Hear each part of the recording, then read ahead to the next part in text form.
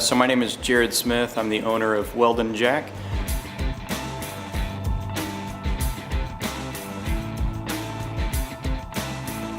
Welden Jack is a 3-chair right now, soon to be 6-chair barbershop, and store of what we like to call provisions, things provided.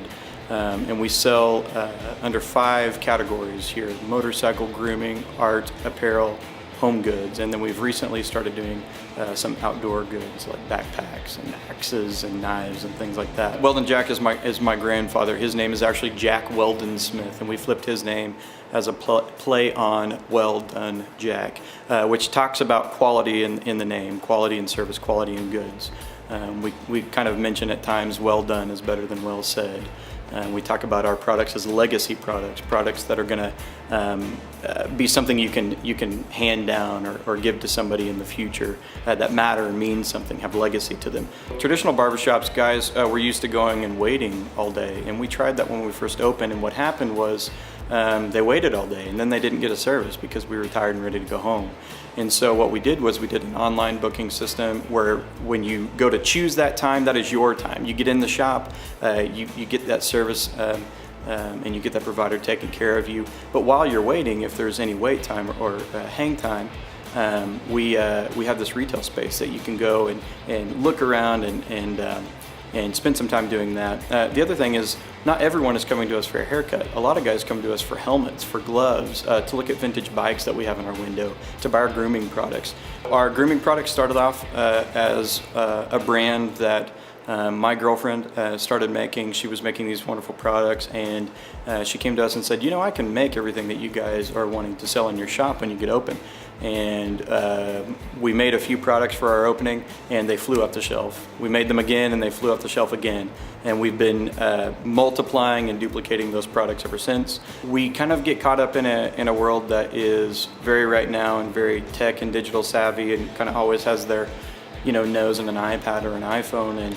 And don't forget the folks that are older than you. Find a mentor that's older than you. Find somebody to look up to that isn't your age. Mine was, my kind of Superman, so to speak, was my grandfather, and he was not a perfect man, but he was somebody who lived honestly and always, took care of family and always took care of friends and never lost a sense of humor and was charming and caring, and those are all things that we need to remember, and they're only taught by people who are who have seen it, who have been there and have done that, and we can learn from them. So yeah, we would encourage you to stop by the shop. There are a variety of different things to look at. We have vintage bikes always on display. We have the guys cutting hair, and we have all sorts of products that you can check out. But we'd love to see you all. The shop is a place where community gathers, and it's not just a men's shop. It's men's, women's, children. So stop in and check out what we do, and let us tell you our stories. We'd love to hear yours as well. So.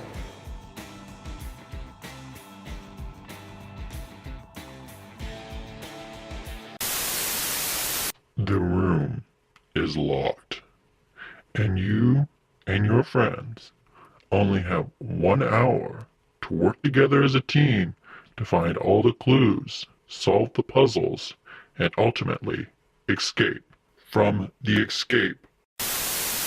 I'm Jonathan Cox. I'm the creative director for the Escape OKC, and I lead the design team whenever we're building out new rooms and come up with new games. My name is James. I'm the head fabricator at the Escape OKC.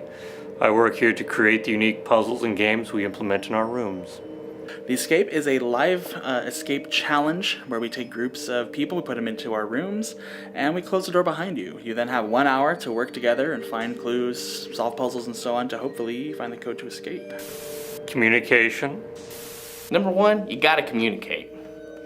You have to talk to each other and let everybody know what exactly it is that you know.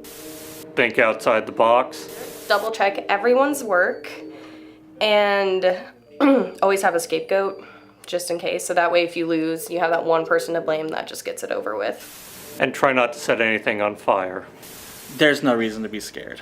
Occasionally, at various points, we have done rooms that are kind of Halloween themed, and they might be a little spookier than the others, but we're completely, I would say PG. We don't have anything that's terrifying for small little children. We're not a haunted house. You can expect, a way to bend, but not break your brain. It's not a passive form of entertainment. It's an interactive form of entertainment, which is really quite unlike other venues. The walls aren't going to close in on you. Normally people are on the fence about coming because of claustrophobia. The door is not locked either, so you do have an emergency exit if you have to go. Also, we don't have any jump scares. There will be no one else in the room with you other than your own family, and if there is, we didn't hire them, so use the emergency exit to leave. Expect the unexpected.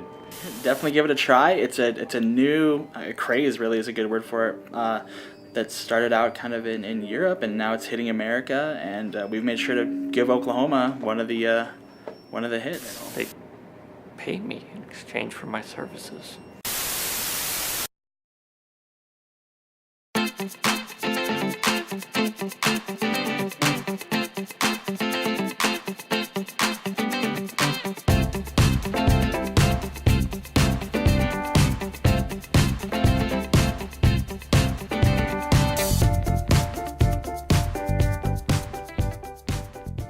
Well, it's a little bit difficult for me to actually participate in the room since I'm building them out. My joke is that I hold a record by walking in the room, putting in the code, and walking out.